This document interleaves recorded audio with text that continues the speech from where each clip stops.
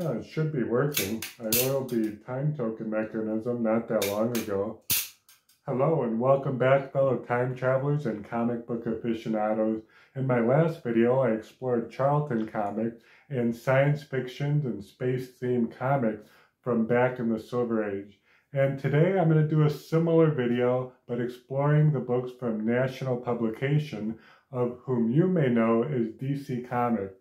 During the Silver Age, from the year of 1950 to 1960s, a great abundance of science fiction titles flooded the market, even from Strange Adventures as well as Mystery in Space, and a lot more titles. DC also dabbled, much like Charlton Comics, in the science fiction genre. In particular, I want to explore the Mystery in Space series that DC released just after beginning Strange Adventures. And that comic book featured, again, the science fiction fun with UFOs, flying saucers, alien contact, and much more. The series spanned 110 issues from 1951 to 1966. And in between, we saw a great number of titles and a lot of fun characters. Mystery in Space offered stories such as Space Cabbie, Star Rover, Hawkman, a very popular DC character, and Adam Strange, which was a marquee character for Mystery in Space. The Red Rocket Man graced a lot of the issues of Mysteries in Space, including 48 books. So that's a title. So it was a lot of fun to explore, and also little science lessons that young kids could pick up and read in between the stories made this DC comic very popular.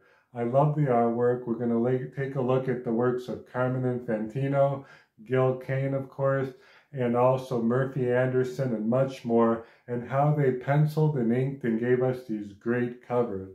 It should be noted that Julius Schwartz, the editor of this particular comic, always asks artists to brainstorm and come up with ideas and create these beautiful covers, and from there create the stories within. So a different approach, kind of working opposite content versus cover, but creating the cover first, and then the artwork and the story to center around it.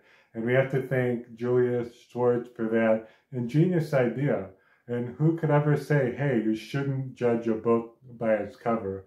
Because if you judged a DC book, or national periodicals as it was known back in the day, you were judging correctly, because you're going to be in for great adventures, 4 to 5 different stories, and little sides in between in this particular title. So let's put this book down and use our time machine to go back to the year 1951, 55, and up into about the late 50s in this episode, where we're going to time travel and see the art at the time. And let's go. And our time machine took us to October, November of 1956. Well, we have this issue right here, and I love the marquee in the title, much like we saw with Charlton comic, and those titles popping out. DC also did it. So all the publishers were big into those loud titles that we used to see in the movie theaters with that eye-grabbing appeal. Gil Kane, or Eli Katz, is credited with creating this beautiful cover, as well as many for this series of Mystery in Space. And Gil Kane, you can see here how he used the objects and the illusion of creating deep space with the black in the background, and also the planets and the cosmos jumping up within. This is a pincher rocket operated by a single spaceman, and this pincher rocket is unique because it can tow and lift objects that are much heavier than its weight because of the calculation that it uses to help and perform that action. And just as the story unfolds, we look at the first page and we can kind of see the action of the rocket and the person kind of with a mundane look about him, not very excited, doing his regular job day to day of moving celestial bodies, including planets. And you can see him at work there. And Earth is in a bit of a bind, and you can see how he's kind of using his apparatus and working with the people to safely move Earth away from an asteroid and into another system of the Alpha Centauri star system, where the Earth finds its new home. So a quick story, no more than 6.5 pages in length, and a lot of fun. Sid Broom, credited with Atomic Space Knights for another title created by DC, Strange Adventures, which I'll be looking at in another time travel, but in this one, he makes a debut in Mystery in Space, creating a story, not the Atomic Knight this time, but for this book right there. A lot of great artwork. We see space and also little lessons about. We also have another title and splash page right here where the Earthmen are intermingling and talking, and it just shows the adventure of where men on Earth have to encounter the great beyond and aliens. Another little side story, just like we saw with Charlton Comics in our previous time travel, we have a written story in the book here and a nice artwork as well. So that's what makes Mystery in Space great. This is one that I really like, Interplanetary Troubleshooter, and we have robots working the helm. And now with the talk and buzz about artificial intelligence and AI back here in 1956, they're already portrayed in comic books. And it should be noted, one of the panels in the comic reads that humanity is a lot better placed and can think with creativity than the cold calculation of the computer. And this is when science fiction really romanticized robots, computers, and also foreshadowed kind of a dark demise, but it's up to the Earthling to save the day. As we can see here, this panel kind of says it all, as we have our protagonist who's sitting down here saving the day by towing the Earth to safety. He's honored at a dinner, and then he utters the words to the audience, or he's thinking rather in his mind, that humans are far more creative, and also their ingenuity will always be superior to cold calculations of the robots. So looking at that too, we see some of that great artwork, and that's what makes this issue a lot of fun. And we just saw issue number 34. We are now at issue number 36 of Mystery in Space, another beautiful cover by Gil Kane, and this time inked and finished by Jack Adler.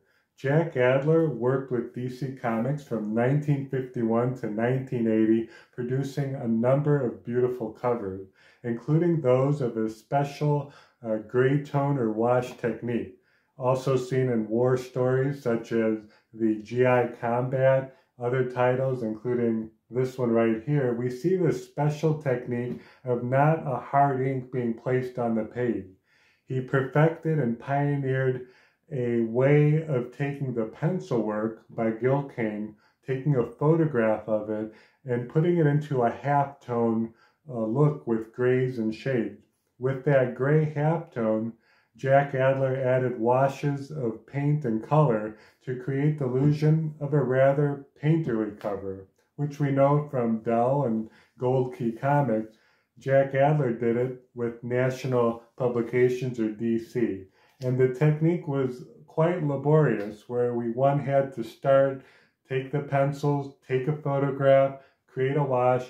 It proved to take a long time, that there are not many gray tone covers, and collectors usually look and try to find these. And here we have the Sphinx, a very recognizable character, a very recognizable monument, I should say, in Egypt. And this time, it's so great to see lasers shooting out and blasting a rocket, kind of marooning these astronauts on this particular planet. So the story inside is actually drawn by Carmine Infantino rather than Gil Kane, and we're going to explore it some more. The story inside, particularly of the Moon Sphinx, was written by Otto Binder, and he's well known for his science fiction prowess. And in fact, he's also the co-creator of Supergirl. But in 1948, he worked quite a long time creating numerous, almost thousands of science fiction stories, including this one here, where the Sphinx is sitting atop and actually destroys the city of Atlantis, and it pummels into space to create the moon and gives a secret to the Earthlings of how the Earth happened to spawn the moon. And it's a kind of a wild story. Again, it's fiction, but it's pretty neat to see some of how the drawing and depictions by Carmine Infantino show that. And you can see the astronauts kind of astonished by learning that the Sphinx that we see in Egypt that so quietly sits actually at one point many moons ago created the moon. So a lot of fun stories. Also, we have Space Cabbie making an appearance again right here as he's wearing his hat that says taxi on it, and he's also going around the rings of Saturn. Space Cabbie also shows a lot of great artwork and reminds me of Charlton comic with, look at that. It almost looks like Dick Giordano's artwork. And it's funny that Dick Giordano eventually joined National Comic to take part in creating some stories, but not with Mystery in Space right away. So great issue, a lot of fun things happening here. A lot of eye-catch appeal, and the whitewash technique or the gray tone cover created an outer worldly look. Wouldn't you say that this is kind of a neat thing to see in comic book, in issue number 36? And one good cover deserves another, and we're going to go from issue 36 to 45, and we have yet another Gil Kane cover with Jack Adler providing the accompaniment. And you can even see the characters are a lot similar with their jetpacks and oxygen and glass helmets on. It's almost like we have the same protagonist appearing again in Mystery in Space. So this book right here comes out a little bit later and is another beauty with the gray tone cover and Jack Adler goodness. And this is quite a fun find in the wild and among collectors, because it really shows that great look of expanse of space, and almost is like a painterly cover that we see with Flash Gordon, Dell Comics, and some of what we sometimes see in Charlton Comics. But I tell you, this is quite an amazing technique and how it all comes together. I'm loving the flying saucer right there, that nice sleek look. It's almost reminiscent of some of the cars back in the day, the Chevrolet, the Bel Airs, and what have you, and kind of models that right then and there. This is from August of 1958, and you can just imagine what all the cars looked like in reality. But this takes you out of reality, and I couldn't help but think Jack Kirby with Fantastic Four would also use a photograph in some of those stories that we see with Galacticus and space exploration and all the space gadgetry and machinery that we see in Fantastic Four. And I kind of wondered, did Jack Adler and his photographic technique and Jack Kirby and the authors creating Marvel's Fantastic Four, if they toyed around with the idea of using some photography in the comic book to create a more realistic appeal outside the artwork. Of course, now we have Photoshop software, things to use to make things look realistic. But back in the day, there was a more painstaking approach. So the splash page in this book features two aliens looking on right there, as they saying flying saucers over Mars. Doesn't get better than that as we see the story begin to unfold. Carmine Infantino again inside working the pages, and also stories by Gardner Fox. And Fox was with National Publications for a really long time and was responsible for a great number of science fiction titles. But here you have kind of what was featured on the cover. You see the same vehicles right there, not in the style of Jack Adler, but very nice indeed. And one has to check out this in-house ad right here for Space Ranger, a showcase series. And doesn't that cover look great? I mean, all these covers, as DC, they always knew how to appeal to those looking at the spinner rack. And that kind of makes me want to say, hey, let's get that book and read about it. And even the title, Meet Space Ranger. And that was the 1950s, before you got into the superhero genre and mutants and action and different hordes of enemy. We had space travel right here, and also knowledge and science. So little tidbits of information and a lot of charts to help the reader pick up the grasp of it. It's almost like high school level science here, and it was truly neat. Another story of the limousine of space. We have our famous cabbie right there again, and kind of like that introduction. And all this could be found in Mystery in Space, issue number 45. And I just can't get enough of the Gil Kane and Jack Adler cover. Let's check and see where we are with the time machine. I think we're making okay time, but are you comfortable?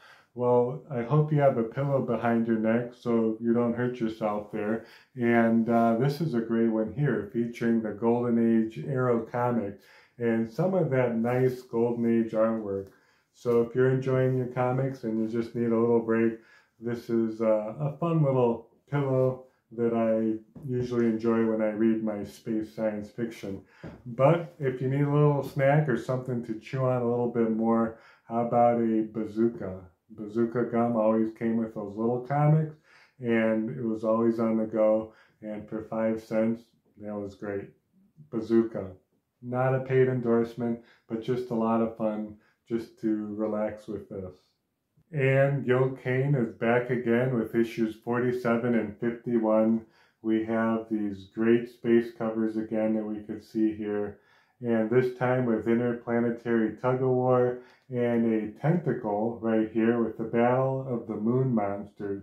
So the stories are all about competitions and space, survival, and sometimes horror of what space travel could bring. And just love the titles right there, the orange and the yellow right there popping out, and just that rocket in the middle right there.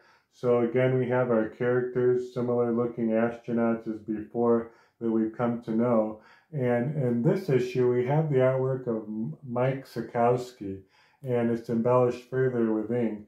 And in particular, we see Gardner Fox really working on some great stories. And look at that, tug-of-war, the splash page really stands out. And this is from October of 1958.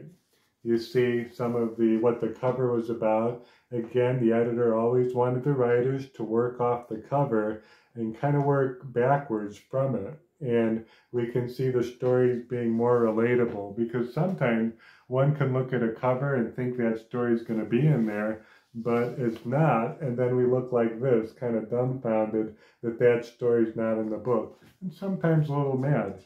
But this is truly great. Look at all that's going on here as the aliens and the Earthlings are battling to take back the planet in a classic game of tug-of-war.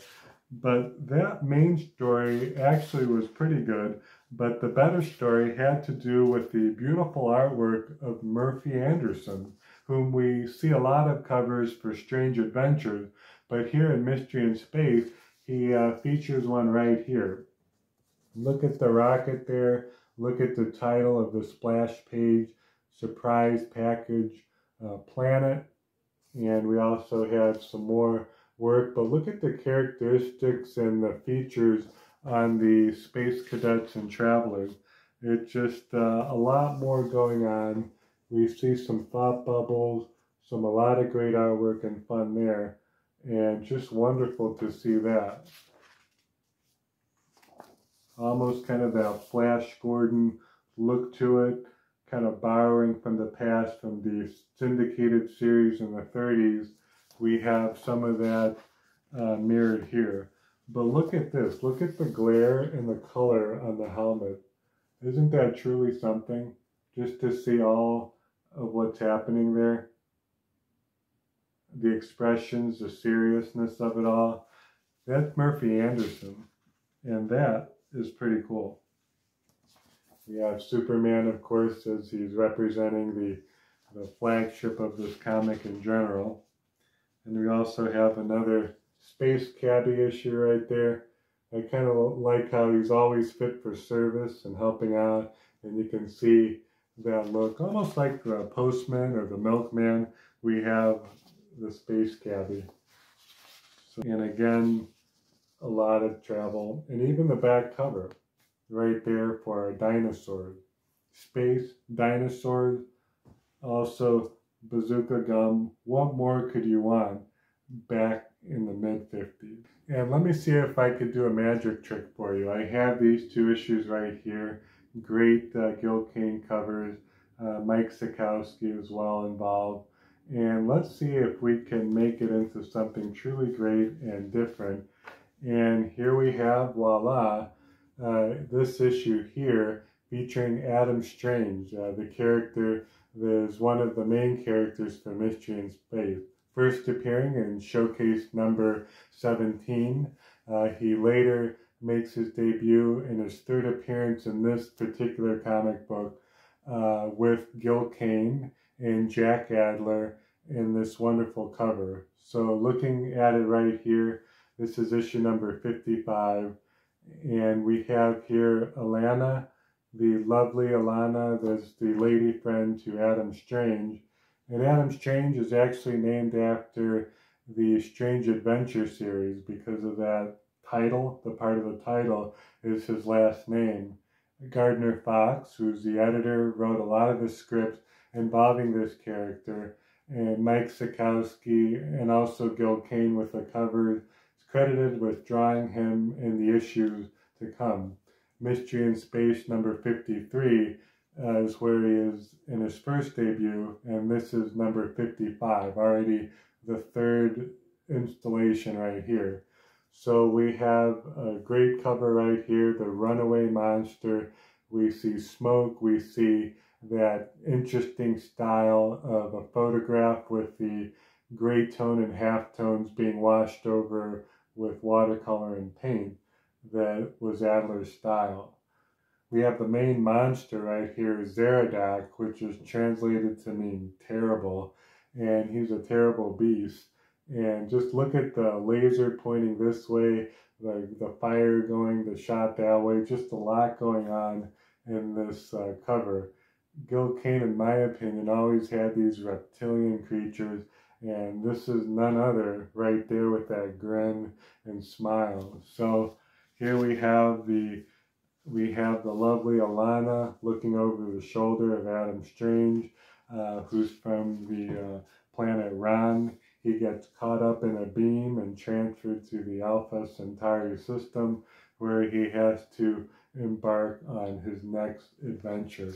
So he always has a limited time before he has to beam back, and we have Zeradoc right there waiting for him.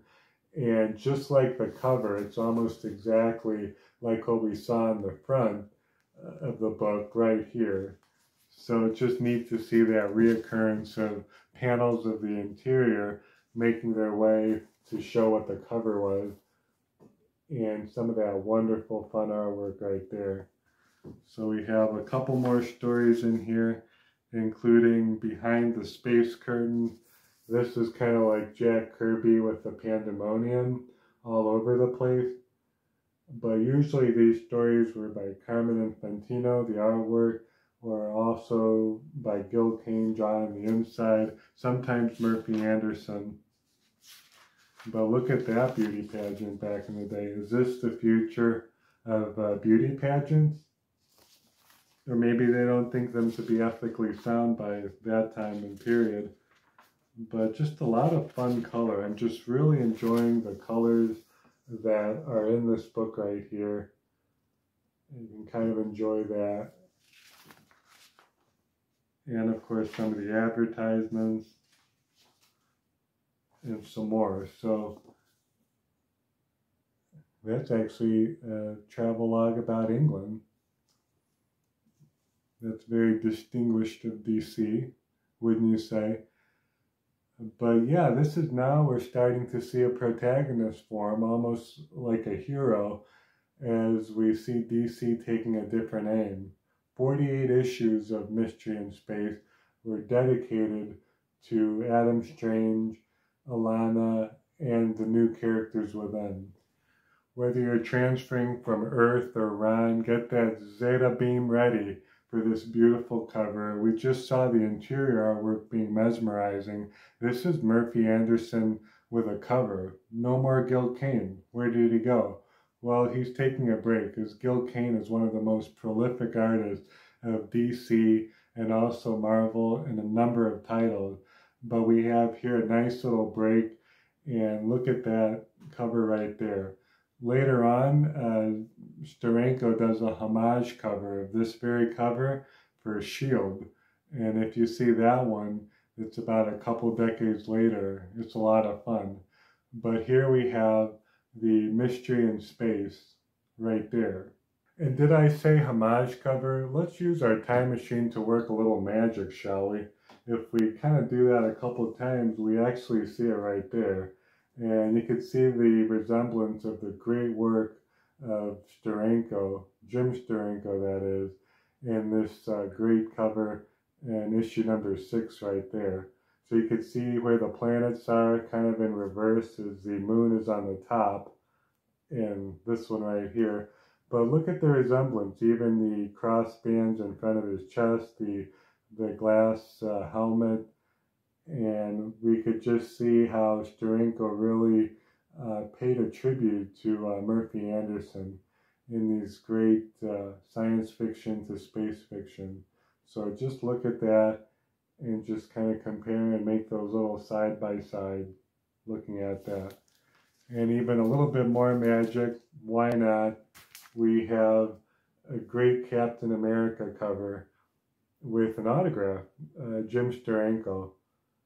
So had the opportunity to see him walking about at the Windy City Pulp and Comic Show. Check out that episode, a couple episodes in the playlist, and just some great artwork there of that James Bond era detective agent super spy thriller, and that psychedelic surreal borrowed from Salvador Dali and some of the modern artists. We have that take of the art world entering comics. So just great to see that. Jim Steranko, and of course Captain America that he had a hand in. But just wanted to pop these two here as we wrap up Mysteries in Space. This issue happens to be from March of 1964, and we also have Hawkman, who's a beloved character and one of the staples of not only Mystery in Space, but also DC Comics. So I want to thank everybody for joining me on this time-traveling journey as we looked at some particular books from the Silver Age, and I hope you enjoyed. Leave a comment below if there's a particular space adventure that you might like, or if you want me to review Strange Adventures, which is also operating alongside, or the comics right here like Challengers of the Unknown, and even more, of course, time traveling, we have that right there. But as always, it's been truly fun showing you some great work, talking about some great writers such as Otto Binder and Gardner Fox, and of course great artists that couldn't be made possible by their writers such as Gil Kane, Carmine Infantino, Murphy Anderson, and more. Thank you for watching.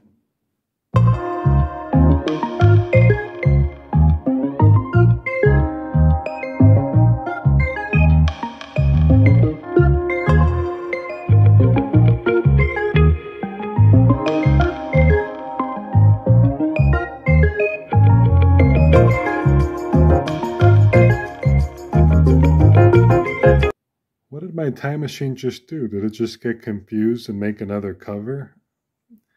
It's been acting strange. I gotta fix it again.